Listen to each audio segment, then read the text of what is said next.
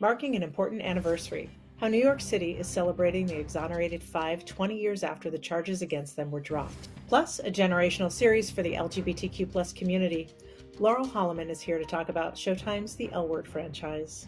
And it's time to say goodbye. Cecily Strong ends her run on Saturday Night Live.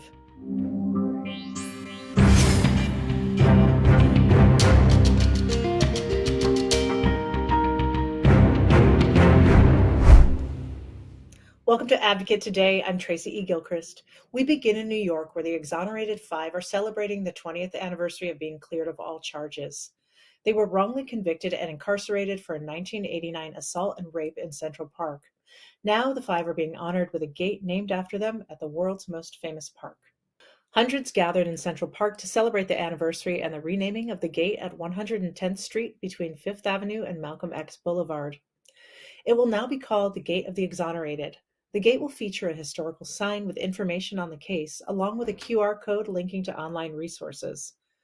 The occasion also represents all of those who have been wrongfully convicted, incarcerated, and wronged by the system.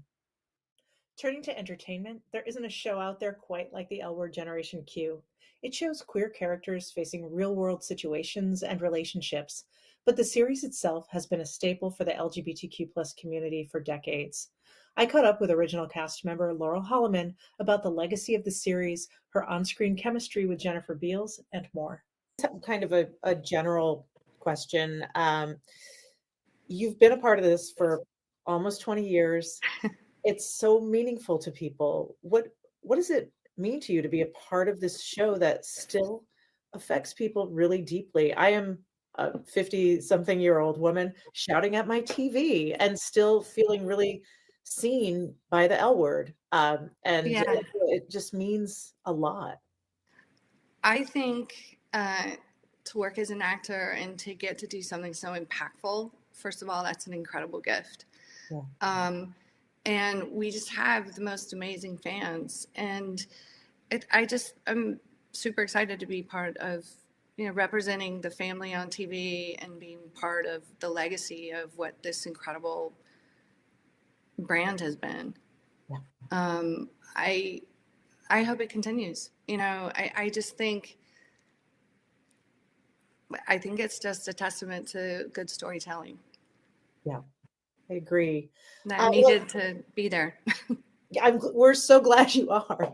I just wanted to give you an opportunity if there's anything else you wanted to say about the L Word or anything you're working on that you wanted to mention. I just wanted to give you that chance. No, I want to say thank you to all the fans, because we really wouldn't be back there without them, and I'm so happy that people love this relationship of Bette and Tina as much as Jen and I do, as much as we love these characters and love this family. So, and just one of the special things as you get towards the end is to be directed by Kate Monig and Leisha Haley.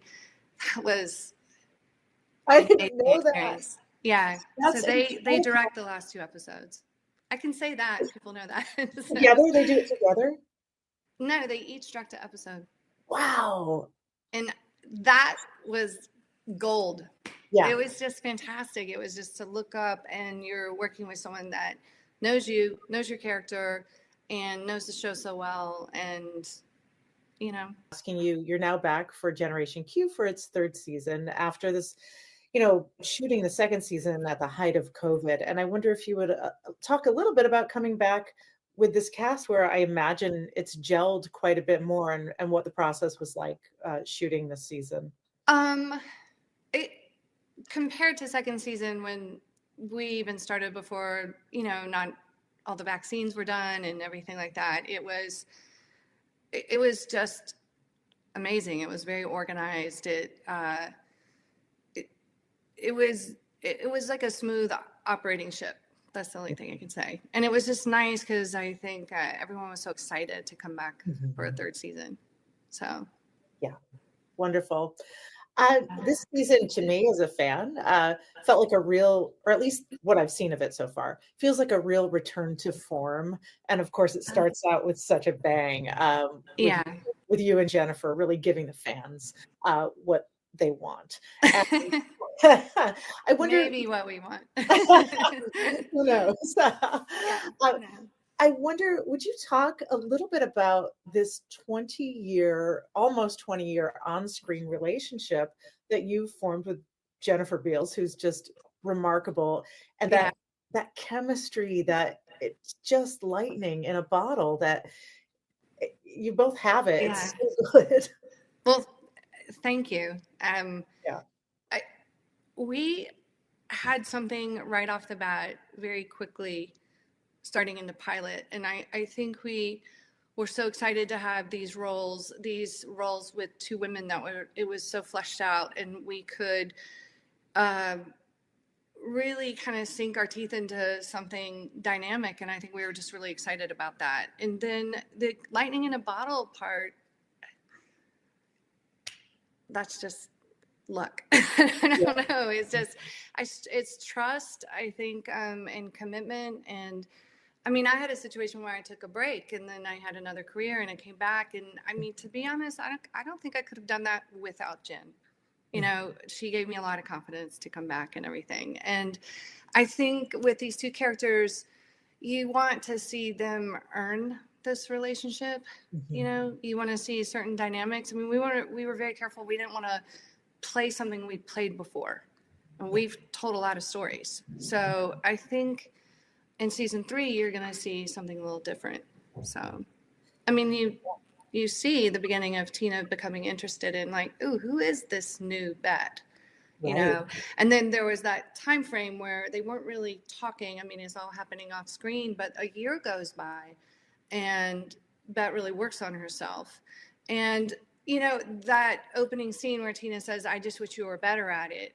What she's really saying is like, why didn't you come to me earlier? Why wasn't this more functioning in a different way than the messiness of, you know, manipulating the relationship with Carrie somehow, or just Mhm. getting in there and being dysfunctional and not really communicating in the same way. And you see in second season, Tina is asking, "Are you still in love with me?" Like what? There, she wants it to be more communicative, and they're not there yet. And then you Yeah. see that later. Yeah, I think it's wonderful. I mean, because it's beautiful to see Bette evolve, but it's also played to a comedic effect when she hits the car at UCLA. Which is great. Yeah.